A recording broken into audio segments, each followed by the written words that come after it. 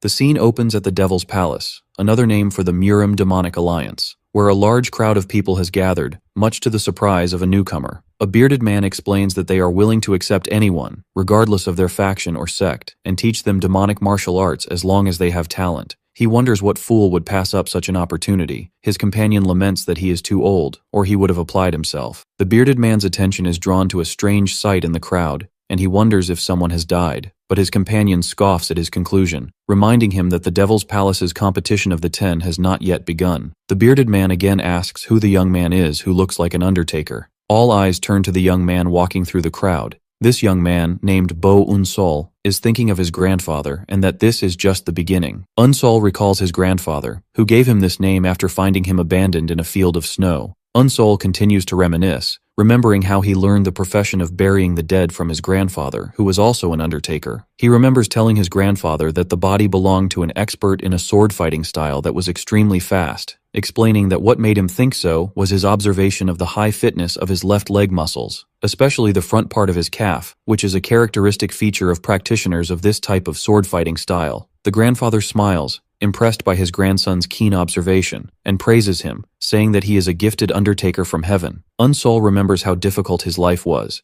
and how people hated him because of his profession, but he was happy to be with his grandfather who was his support in all the hardships he went through, until that fateful day. One night, the grandfather noticed someone outside, and sighed, saying that good people never seek you out, and those who do are never good. While Unsol was sleeping, his grandfather woke him up, and suggested they play a game of who can pretend to be dead best. Then he promised him that he would buy him the clothes and the sword he had always wanted if he played well this time, and his face lit up with joy. His grandfather asked him to try to hold on until sunrise, which surprised him. After that, the grandfather left the house carrying his sword. Outside, a mysterious man was waiting for Unsol's grandfather, and the man addressed the grandfather, saying that he had hidden well like a rat. Then he revealed the grandfather's true identity, calling him by the name Bo Ganyang, the seven-branched demonic blade. The grandfather admitted that he had not heard that name in a long time. The mysterious man berated him for abandoning his position as deputy master of the palace, to live a miserable life in a menial job like burying the dead.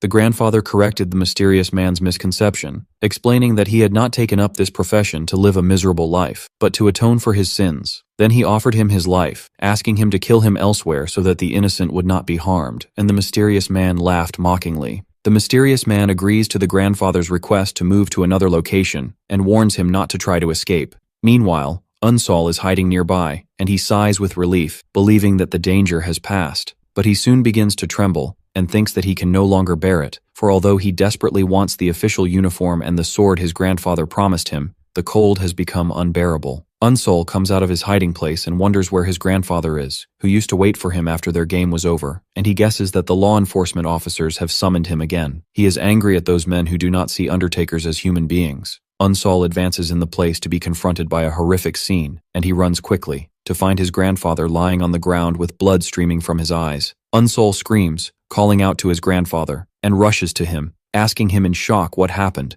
but he only apologizes to him. The grandfather tells him that his time has come, and tries to ask him not to continue in the profession of burying the dead, but he coughs up blood before he can finish his sentence. Unsol begs him to stop talking, but he insists that he listen to him carefully, and asks him never to think of revenge. The crying Unsol refuses his request, saying that he cannot forgive those who did this to him. He tells him that he would rather die and go with him, reminding him of his constant words that there is no difference between hell and this world, and that he would rather be in hell with him than stay here without him. As a final request, the grandfather begs him to go far away and tells him that he was very happy with the time they spent together. Then he breathes his last and falls to the ground. Unsol's face is filled with tears, not believing what is happening. After a while, Unsol stands before his grandfather's body, which he has prepared for burial. He touches his face and realizes that his request not to take revenge was to protect him, but he decides that he cannot obey him this time. He begins to examine his wounds carefully and notices that his arms have been cut off at the same time. In a rare movement of cutting from top to bottom, he discovers that the attacker changed the movement in the middle to stab his eyes as well. Unsol deduces that this strange sword style must be from the demonic sect and identifies it as the Tianchu yoga technique. He then moves on to examine his back and finds 93 traces of the use of hidden weapons,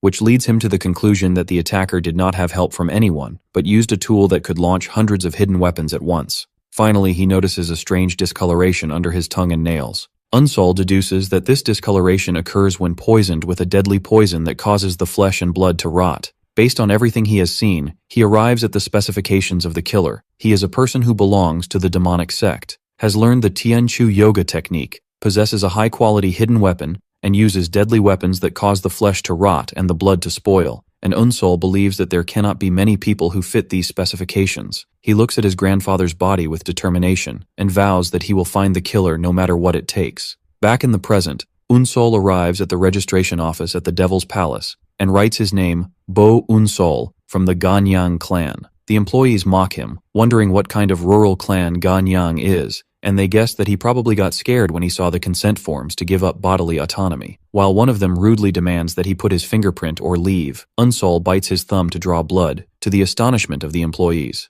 Unsol thinks that the moment his grandfather died, his life was shattered, and he has nothing left but the path of revenge. Then he presses his bloody thumb on the registration paper. He thinks that this competition will be his first step towards revenge. The long history of conflict between the orthodox and unorthodox sects for control of the Murim world is then reviewed. The orthodox sects, which seek justice, are led by the Murim Alliance, while the unorthodox sects are centered around the Devil's Palace, which exclusively worships power. The two forces maintained a balance for a long time, but the orthodox sects wanted to gain an advantage, which led to the creation of 18 martial masters, known as the Greatest Good Masters. To counter this new threat, the Devil's Palace decided to devise a way to enhance their power as well, and their plan was to create the 10 Demon Lords. This offer, which required the selection of 10 geniuses regardless of their previous affiliations, and teaching them the martial arts of the 10 demonic sects, attracted many young people who headed to the Devil's Palace. Unsol stands among the crowd and feels a powerful aura emanating from a considerable number of those present. He thinks that it is likely that among them is someone connected to his grandfather's killer. As the killer is a martial arts master beyond his ability to judge, Unsol realizes that to take revenge on such a figure, he must become a martial arts master himself, and since he has no affiliation or martial arts at the moment, becoming one of the 10 demon lords is his only way to become stronger quickly. Suddenly the applicants look at someone in amazement, as a majestic man with thick white hair and red eyes appears, and announces in a loud voice that his name is the head instructor, Hyuk Ryun-yong, and the attendees recognize him as the bloody-eyed gold dagger. Head instructor Hyuk Ryun-yong continues his speech, explaining that this place is to discover the greatest geniuses from among all the demonic sects, and that only those who pass all the tests prepared for them will become candidates to become one of the 10 demon lords. He then announces the first test, in which the Devil's Palace fighters will examine the physical fitness of the participants. The test begins, and the examiners examine the muscles and bones of the applicants with their hands, which puzzles some participants who were expecting a competition or a fight. Unsol notices that those who pass this examination are directed to the next place. When it's Unsol's turn, one of the examiners approaches him, and after touching his arm, he shows signs of shock and despair, and thinks to himself that this young man is finished. Although he is surprised that someone with Unsol's physique is even participating, he feels a real, unmistakable killing intent emanating from him, but he still decides that he cannot let him pass. Unsol is not surprised by the result, as he was aware that all he had learned so far was how to care for corpses, and that he could not pass a test based on physical fitness for martial arts. However, he believed that this was not the end. After the first test is over, one of those who failed cries out, protesting that the test is not fair at all, wondering what the point of holding a competition is in the first place if physical fitness is all that matters. The head instructor replies, explaining that muscles and bones are the most important thing for learning martial arts, and that they held this competition to select talented people from different regions. He then scolds him for daring to complain when he could not even pass the simplest standards. The instructor reassures them that there is no need to worry, and announces that in the second test, he will personally choose those who can learn martial arts well despite their weak physical fitness. He announces the start of the second test immediately, and the head instructor orders all who failed the first test to fight each other until only one person is left alive. Everyone is shocked, wondering how this can be the test, and they are ordered to kill each other when they are all on the same side. But one of the contestants smiles, thinking that this situation is good for him if someone has to be killed. He turns his gaze towards Unsol and a red-haired young man, and raises his huge sword, determined to start with him, and attacks him, shouting for him to die. In a flash, blood splatters. The attacker, whose name is Wei Wan Chung, has managed to hit his target. He skillfully kills the red-haired young man, which shocks and terrifies the rest of the participants. Unsol observes the situation and tries to analyze it, noticing that the killer barely avoided the ribs and hit the heart directly, and concludes that although his build is weak, his reflexes and agility are sharp. Wei Wan Chung stands, boasting of his deed, and challenges anyone else who wants to meet the same fate to step forward and face him. From a distance, one of the officials comments that Won Chung is acting decisively but lacks common sense, and the head instructor agrees, saying that this place is full of worthless fools. An examiner watches the situation, thinking that in battles like this, showing strength makes you a target, but he believes that what happened will motivate others to move. Indeed, terror and chaos prevail among the contestants, and they begin to attack each other randomly, screaming in panic. The head instructor notes that the young men are not used to death. The fight between the trainees intensifies, as each of them kills the other mercilessly. The head instructor adds that their senses are easily paralyzed when they face their potential end. But he and his assistant soon see that this is not the case for everyone, as it seems that not all of the attendees are fools, for Unsol and another fighter have maintained their composure and sobriety amidst the massacre. Unsol observes what is happening around him, and thinks that these are fools, because they have allowed the fear of death to control them. Unsol analyzes the situation rationally, and realizes that the head instructor's order was to survive until one person remained, which means that the goal is to survive, not to kill. He is confident that he can ensure his survival if he thinks rationally and acts coolly, and he vows that he will live no matter what it takes. Suddenly, one of the fighters approaches him, thinking that he looks pathetic and must have been hiding all this time. Unsol notices the traces of thin, elaborate swords on the bodies around him and concludes that they are the work of a slender sword. The fighter decides that he will kill him himself. He attacks him using a strange weapon, but Unsol dodges it gracefully and hits the box he was carrying. The attacker mocks him, asking what use the box on his back is and whether he is a traveling salesman. Unsol ignores him and picks up some cloth from the ground, and for a moment remembers his grandfather and the Christmas card he gave him, and his red eyes shine with anger and determination. The attacker sees him holding strange tools, and asks him sarcastically what he can do with such a flimsy sword.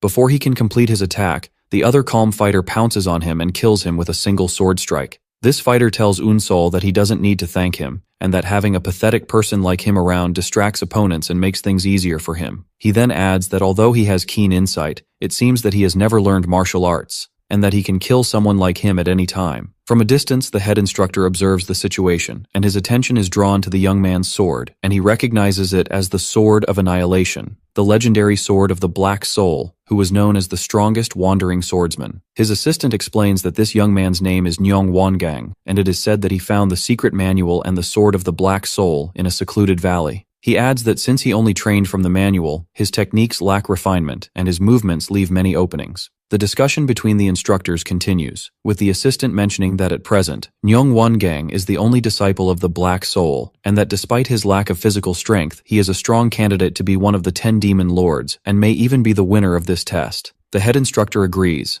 adding that although Wangang is still a novice who is not worthy of carrying the Sword of Annihilation, there does not seem to be anyone stronger than him among those present, unless something completely unexpected happens. After a long time and the end of the fierce battle, only 2 people are left alive in the arena full of corpses, Nyong Wangang and Unsol. Wangang stands in the training ground and expresses his surprise that Unsol is the one who managed to survive until the end. He then turns to him and challenges him, saying that if he kills him, he will also become a candidate to be one of the 10 demon lords, and invites him to attack him. Unsol looks at him calmly and thinks that although he realizes that Wangang is the strongest here, he has already discovered his weakness, and he is confident that he can win against him without a doubt. After studying his fighting style from the corpses he left behind, Wangang jumps up from his place and sarcastically offers to test his skills a little, then launches a violent attack on him. Unsol dodges his successive blows with skill, so he only suffers superficial wounds. Wangang mocks him, saying that all he is good at is clumsy dodging, and that it is impressive that he has held out so far. The head instructor and his assistant watch the fight, and they notice that although Unsol seems to be getting beaten up helplessly, he is actually moving his body at the last moment of each blow to avoid receiving a fatal injury. The head instructor realizes in amazement that Unsol has memorized Wangang's attack patterns by examining the corpses, and he admires his amazing level of observation. Unsol addresses Wangang calmly despite his blood, and tells him that his sword techniques are pathetic, and that after all this barrage of attacks, all he has done is cut his flesh. And his words shock him. The instructors are amazed at his audacity to provoke him, realizing that despite his good dodging, launching a counterattack is a completely different matter, especially with his slender body, which will make it difficult to deliver an effective blow. Wangang is angered by his words, and tells him that he was planning to let him live a little longer, but his arrogance has made him decide to grant him his wish to die quickly. He shouts that he will grant his wish and prepares to deliver a finishing blow. Unsol sees the attack coming, and realizes that his chance will come only once. He remembers what he discovered while examining the corpses, which is that his finishing blow always targets the opponent's vital points, specifically the heart and head. He had deduced that when he fights with the intention to kill, his sword inevitably goes towards the upper part of the opponent's body. Accordingly, when one gang rushes towards him, aiming for his head, Unsol quickly ducks and dodges the blow, and directs his counterattack towards his neck, exploiting the weakness he had discovered. In the midst of the fight, Unsol recalls his knowledge of the Tian Tu vital point, a weak point that is difficult to strengthen even for martial arts masters, and he remembers that if a child hits it with all his strength, an adult can lose consciousness instantly. Unsol uses this knowledge and delivers his decisive blow, and directs his small sword towards Wangang's neck. Wangang stands with blood dripping from him, then falls to the ground, and thus Unsol is the victor of the duel. The exhausted and blood-stained Unsol stands, wondering if it's over. The instructors watch the scene in shock, and the assistant comments that what happened was a completely unexpected variable, while the head instructor expresses his disappointment, as he had high expectations for the Black Soul's sword art. He then announces in a loud voice that Bo Unsol has passed the second test. As soon as he hears the news, Unsol falls into one of his memories and loses consciousness, and enters a dream in which he sees his grandfather calling him. He runs towards him happily, telling him where he is.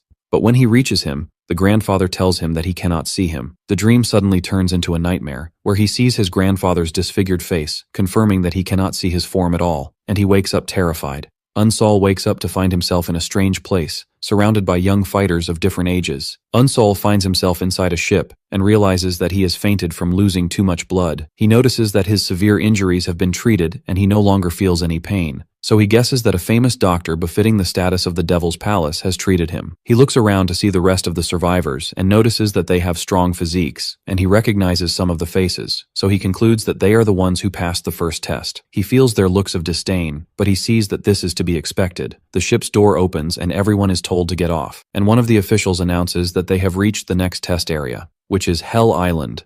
The candidates follow the official to the ominous-looking island, and there he points to a group of caves and tells them that they will sleep in them. He orders them to put their previous clothes and weapons aside, and to wear the new clothes and swords that have been prepared for them, and adds that they are free to choose the cave that suits them. One of the survivors says that he found a cave and found it suitable and comfortable, contrary to his expectations. Meanwhile, a fight breaks out between two candidates over the right to one of the caves, but others intervene to break up the dispute. Unsol watches them and thinks that these people have no idea what happened in the second test, and that they are all complacent and relaxed. He also notices that many of them were wearing expensive clothes, and he wonders if they are all from prestigious clans. Unsol reflects on what happened and concludes that the second test was a way to get rid of people who could be easily killed. Meanwhile, the official who supervised the distribution of the caves approaches him and blames him for his slowness, and urges him to hurry up and choose. The official thinks to himself that although Unsol's sharp gaze caught his attention, he did not expect his survival, and he is now curious to see his next decision.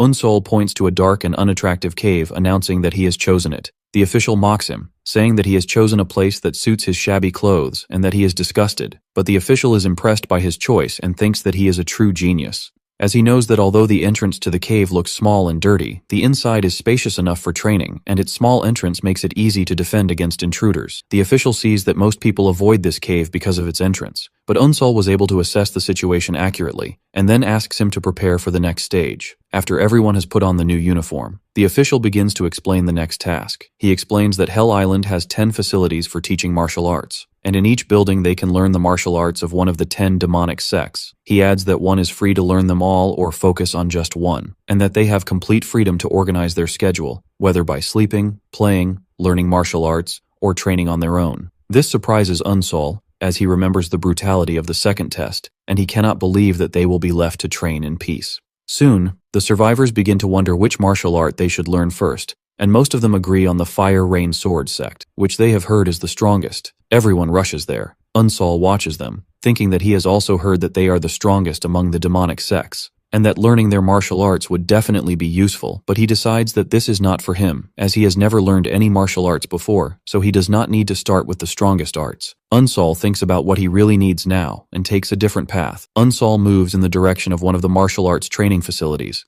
Unsol arrives at an old and dilapidated building and recognizes it as the Wandering Beast Pavilion. He remembers that the reputation of this pavilion has deteriorated so much that it is barely counted among the 10 demonic sects, and that the only reason for its survival is its history of graduating a considerable number of the strongest martial arts masters of their time. He also remembers that his grandfather had told him about them. Unsol decides to train here, but as he advances, he notices that the ground in front of him is moving. Suddenly, a man's head emerges from the ground. The man introduces himself as Sa-Wu, the master of the secret wing of the Wandering Beast Pavilion, and asks him if he has come here hoping to become one of the 10 demon lords. Unsol stands before him and answers respectfully, confirming that he has come to learn the martial arts of the Wandering Beast Pavilion. Sa-Wu looks him up and down, then laughs and orders him to leave so as not to hasten his death, announcing that he has no intention of teaching martial arts, especially to someone who looks as fragile as him. Unsol replies to Master Sa-Wu with confidence, explaining that he heard that if he learned the martial arts of the Wandering Beast Pavilion, he would gain the ability to survive anything. Sa-Wu scoffs at his words, expressing his surprise that he knows about martial arts that are on the verge of extinction. He then warns him that even the greatest geniuses find it difficult to learn their martial arts because they begin by modifying the body, and with his current physical condition, he would die within a day. He then orders him to leave since he has understood. Instead of leaving,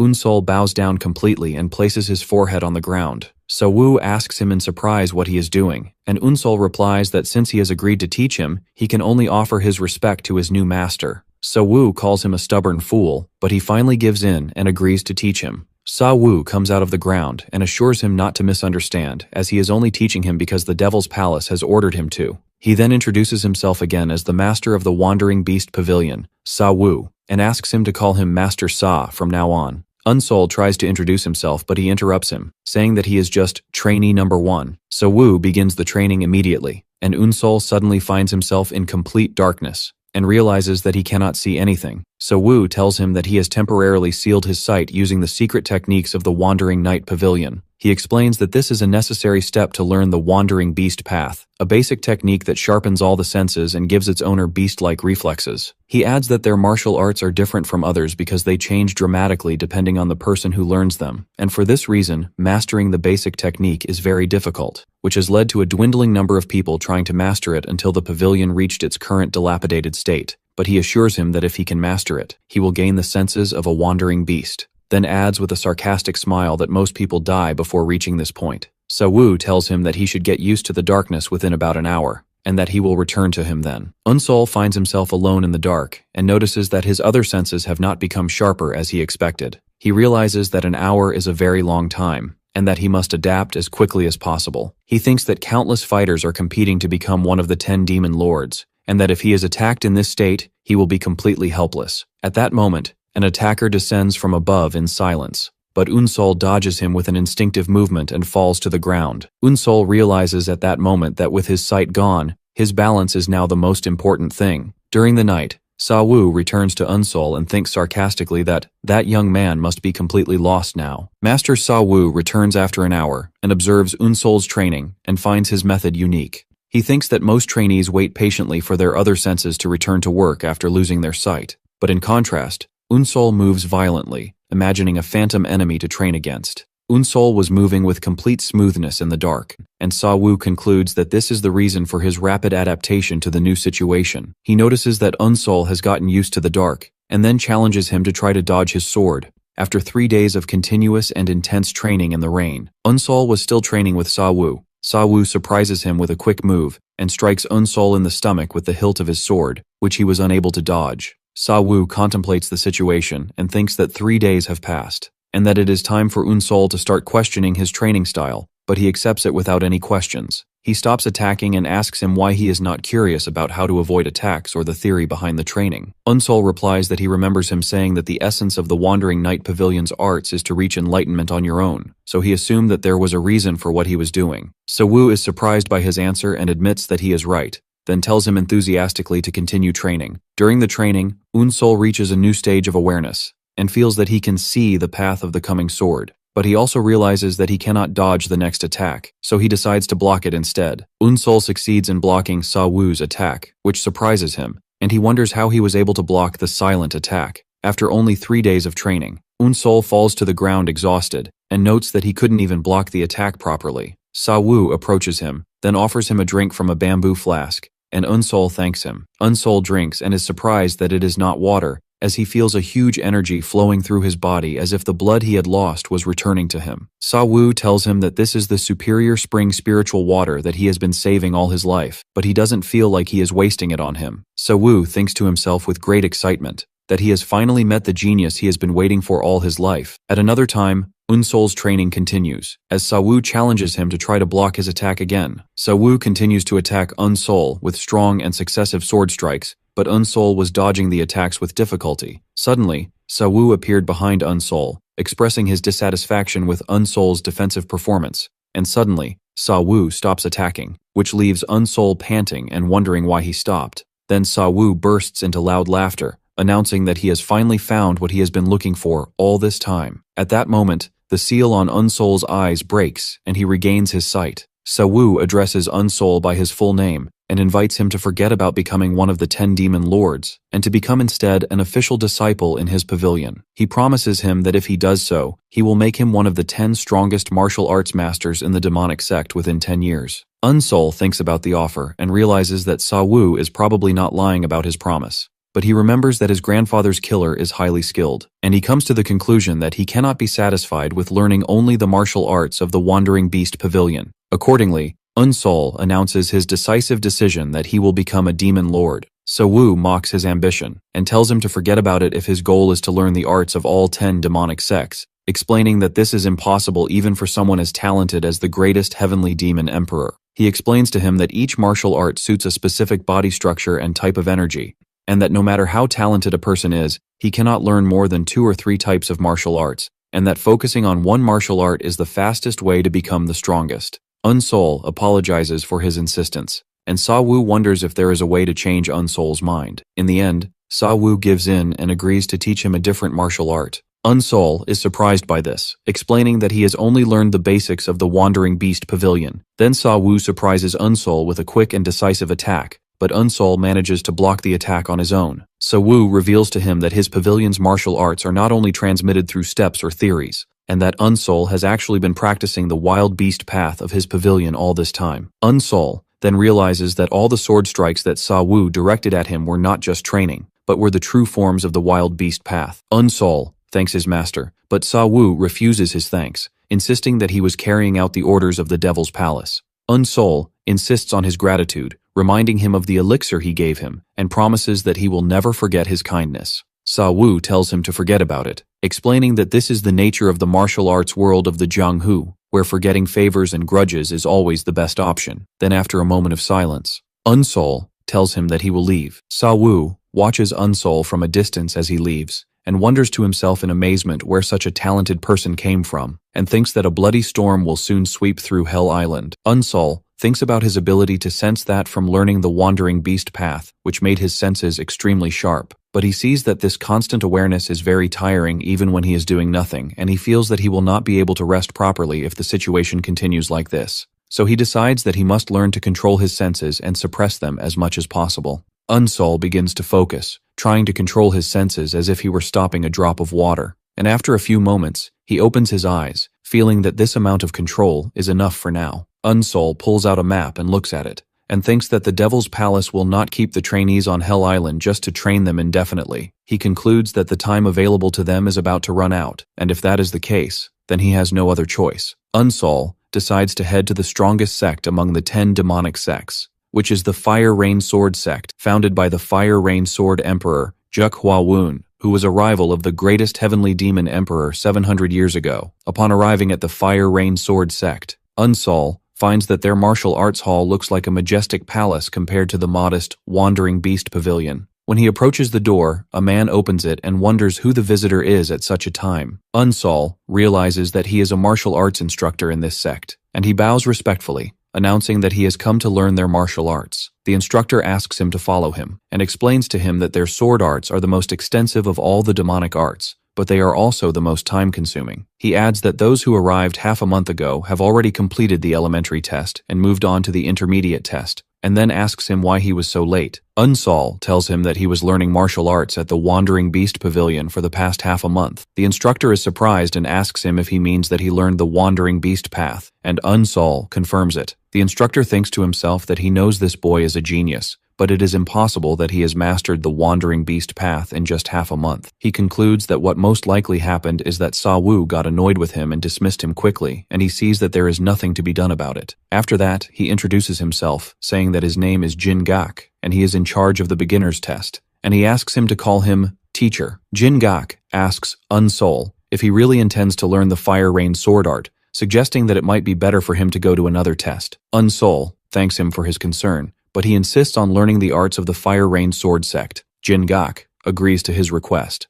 and then shows him a large scroll, explaining that it is the introductory form and the practical method of the 13 forms of Fire Rain, and he asks him to study it and practice on his own. Unsol looks confused and wonders what he is supposed to do with it. Jin Gak turns around in disapproval and asks him if he means that he cannot read a sword manual, and Unsol admits that he cannot, explaining that he has never learned swordsmanship before coming here. Jin Gak freezes in his tracks in a state of shock, then asks Unsol again to make sure if it is true that he has not learned swordsmanship his entire life. He thinks to himself that his records do indeed indicate that he has only used Fire Rain so far, and that even in the second test, he was not using a specific sword style, but he still finds it hard to believe that he cannot even perform the most basic fundamentals, which are the sword steps. On the other hand, he remembers his amazing observation skills and quick reflexes during the second test, as well as the insight he showed when choosing his cave. Jin Gak realizes that if he has reached this level while still being a complete blank slate, then if he is taught properly, his potential will be immense. Jin Gak changes his strategy and suggests that even if he cannot see the sword steps, he can read, and he asks him to read what is written on the scroll. Unsol reads the words aloud: complete relaxation of the body, a smooth flow in one entity, and then repeats the first part about relaxing the body. Jin Gak explains to him that this means that he must relax and use his body flexibly when performing swordsmanship,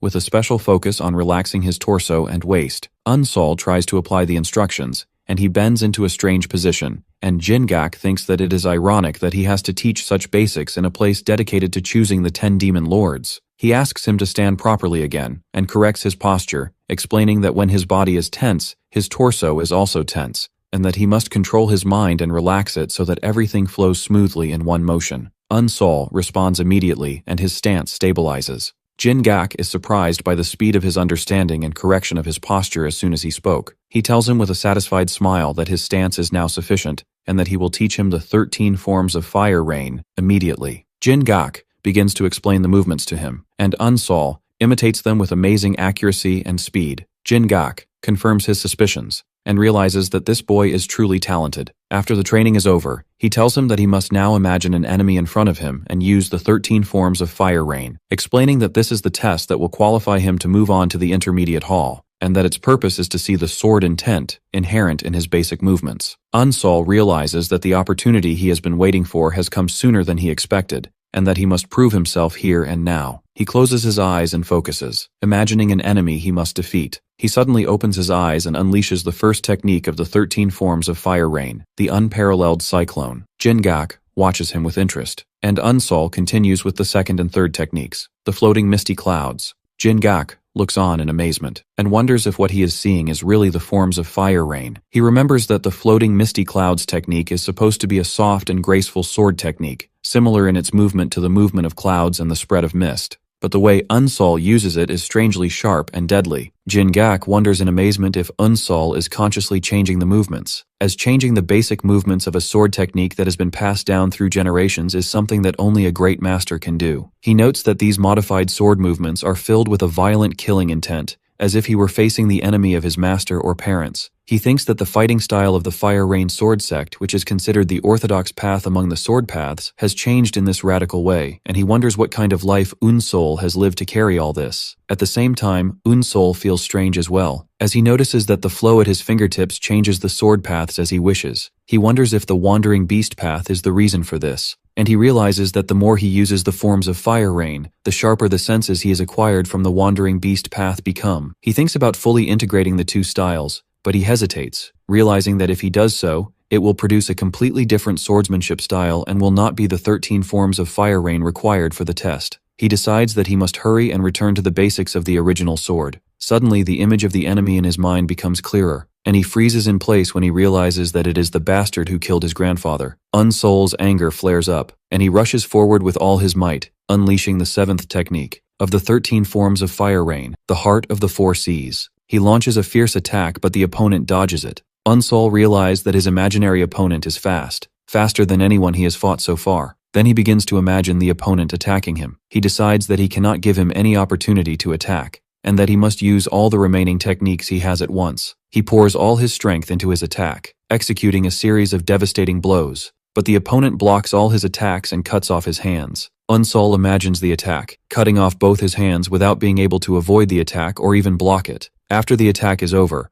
Unsol stands panting, having completely exhausted his energy. Jingak watches him and thinks that in the end, he has lost to his enemy. But he approaches him and tells him that he has passed the test, and he looks at him in confusion. Jingak explains that what is being tested in the elementary hall is the trainee's understanding of the sword and his ability to execute the 13 forms of fire rain in a real fight, and he assures him that he has definitely proven that. He returns his sword to him and tells him that his performance of the forms of fire rain was amazing, and he invites him to go to the intermediate hall. Unsol thinks about the teacher Jingak and realizes that it must have been annoying for him to teach someone who knows nothing about swordsmanship, but he still taught him and showed him everything step by step. Unsol thanks instructor Jingak for all the time he spent with him, and he smiles and encourages him to continue working even harder in the future. He then adds a warning, telling him that his sword carries a particularly strong killing intent, and advises him to be careful not to be controlled by this intent. Unsol bows respectfully and leaves, and here Jingak fully realizes that he was telling the truth, and that he had indeed learned the wandering beast path in just 2 weeks. He thinks that perhaps because of his incredibly fast learning speed, he has moved on to the intermediate hall much faster than he expected. He admits to himself that at first he was not sure if he would be able to reach the intermediate hall, but now he is absolutely certain of it. As Unsol opens the doors to the next hall, Jingak thinks about the instructor of the intermediate hall, Chun Wangang, and expects that although Wangang might reject Unsol at first, he will eventually become obsessed with him. Unsol enters the intermediate hall, and instructor Wangang notices him and addresses him, saying that it seems he has just passed the beginner's hall. He then mocks him, adding that if he took more than 20 days to understand 30 forms of Hua Wu, then he is wasting his time here. Unsol explains that he was late because he spent the first 15 days in the Nangya pavilion. Wangang deduces from his words that he is claiming that his time in the beginner's hall was not actually slow, and thinks to himself with contempt that he must be one of those who fled while trying to master the difficult beast path. Wangang orders him to sit down, expressing his doubt in his ability to keep up with the others. Wangang begins the lesson, explaining that the thunderous fire rain sword consists of fast movements, and that those who are not skilled with the sword will end up hurting themselves. He adds that this martial art is difficult to use in a real fight, just like the 13 forms of fire rain. Yet it is just a basic martial art that they must learn at this stage. He emphasizes that their primary focus will not be on winning, but on honing their swordsmanship. After that, he asks one of the trainees, named Byok Han Seong, to step forward and choose an opponent for a duel. Han Seong asks if he is free to choose anyone, and the instructor confirms it. So Han Seong points directly at Unsol. Wangang tried to object, but Han Seong reminds him that he said he could choose anyone. Wangang gets angry and calls Han Seong a fool, wondering how he expects to test his sword against someone who has just finished the elementary hall training, and orders him to choose someone else. Unsol intervenes, saying that he doesn't mind and will face him. He explains that he learned to use the sword from instructor Jingak, and believes that he will learn faster if he tests his sword against others. Wangang thinks that Unsol is just trying to protect his pride with his limited skills, but he publicly agrees, saying that knowing one's own abilities is a necessary skill, and he hopes that Unsol is skilled enough to reach the advanced hall. Han Seong sees this as a golden opportunity to stand out among the geniuses. If he kills this newcomer, he will be able to establish his position. The two opponents stand facing each other, and Han Seong tells Unsol that he has courage, but he needs more than that to survive in the Murim world. Then he orders Wangang to start the duel. The duel begins with a fierce attack from Han Seong, but Unsol dodges it with skill. Han Seong continues his attack, and their swords clash powerfully. Through this clash, Han Seong feels the weakness of Unsol's resistance, and he realizes with a sarcastic smile that he is indeed a complete novice. Han Seong laughs out loud, mocking his foolish opponent, then announces that he will show him the real, thunderous fire rain sword. Han Seong launches a series of fast attacks, but he is surprised that Unsol dodges all his blows with ease. From a distance, instructor One Gang watches the situation and thinks that Han Seong is not skilled in using the sword. In contrast, he notices that Sol not only dodges the blows with speed, but also seems to predict every move, which raises his suspicions about the possibility of him having learned the Wandering Beast Path. One Gang dismisses this idea, realizing that although the Wandering Beast Path is the basic martial art of the Wandering Beast Pavilion, it is extremely difficult and can only be mastered by the most skilled masters, and it is impossible for anyone, even a genius gifted from heaven, to learn it in just 2 weeks. One Gang decides that he cannot judge Sol's skills just by his dodging, and that this duel is meant to test his skills in using the sword, not his reflexes. Sol stops dodging and begins to counterattack, using the 13 forms of fire rain, which shocks the rest of the trainees. Han Seong scoffs at his opponent's use of a beginner's technique, and thinks that he can dodge it with his eyes closed, but he notices that Sol's version of the technique is slightly different. Han Seong is surprised when Sol's blow penetrates his defense and hits him. Han Seong becomes furious, wondering if Sol has been hiding his skills all this time and is using a modified version of the forms to mock him. He guesses that Sol is doing all this to attract the instructor's attention and move on to the advanced hall immediately. Han Seong realizes that if the situation continues like this, he will be the one who looks like a fool. He shouts in anger, declaring that he will be the one to go to the advanced hall, and unleashes his clan's sword style, the Asura sword style, using its deadly technique, the blood-shattering strike. Instructor One Gang notes that this is a deadly move from the Asura sword sect, but he is impressed by Sol's composure, as he did not lose his balance in such a situation, which makes him reconsider the possibility that he has indeed learned the Wandering Beast Path. Han Seong continues his fierce attack, shouting that this is the end of Sol, and uses his own special technique, the protective bloody wind moon, and the two swords collide in a massive explosion of energy. The remaining students and the instructor look on in shock, while Sol remembers using the 13th and final form of the fire rain forms, infinite and boundless. The duel ends with Han Seong falling to the ground with blood streaming from his mouth. The students wonder in horror if he is dead. Sol calmly sheathes his sword. Instructor One Gang confirms to himself that Han Seong is indeed dead, having received a precise blow to a vital point. One Gang asks Sol if he was always a disciple of the Wandering Night Pavilion, and Sol denies it. The instructor asks again, wondering if he is claiming to have fully mastered the Wandering Beast Path in just 2 weeks, and Sol replies that he only learned the basics. One Gang scoffs at his answer, sarcastically asking if the Wandering Night Pavilion also teaches its disciples to lie these days. Sol starts to speak, but the instructor interrupts him, saying that he doesn't need excuses, and orders him to clean up the body immediately. The students whisper among themselves, expressing their shock at a murder occurring during a training duel and wondering why the perpetrator is not being punished. One Gang shouts at them to be quiet and reminds them that this is Hell Island, not a regular training hall, and that anyone who uses a deadly technique must be prepared to die themselves. Then he announces the resumption of the test. Several other duels take place, and after they are over, One Gang gathers the students who lost and tells them that they have failed the test and must leave immediately to find another martial arts hall. One of them protests, saying that it was just one match and they ask for another chance, but One Gang firmly refuses. He explains to them that they may have passed the initial tests because of their physical fitness, but learning the fire rain sword requires talent and potential, as well as shedding blood, sweat, and tears to overcome one's own limits. He tells them that they have failed because they lack these qualities, and then orders them to leave. The failed students leave, and only Sol remains in the hall. One Gang asks him why he hasn't left, and Sol asks if he should leave as well. The instructor explains that he won the duel and passed the test, and therefore should move on to the advanced test.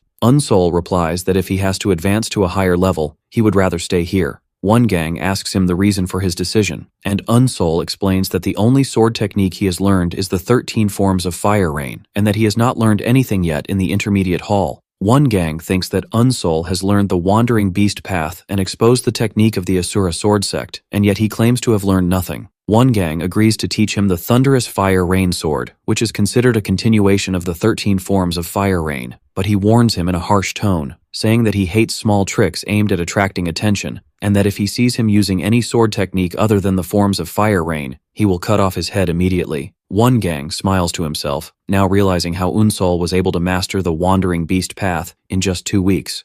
Sol begins his training immediately, practicing the piercing lightning technique from the thunderous fire rain sword. After a short while, One Gang stops him, saying that it seems he has already grasped the principles of the technique, and Sol looks at him in confusion.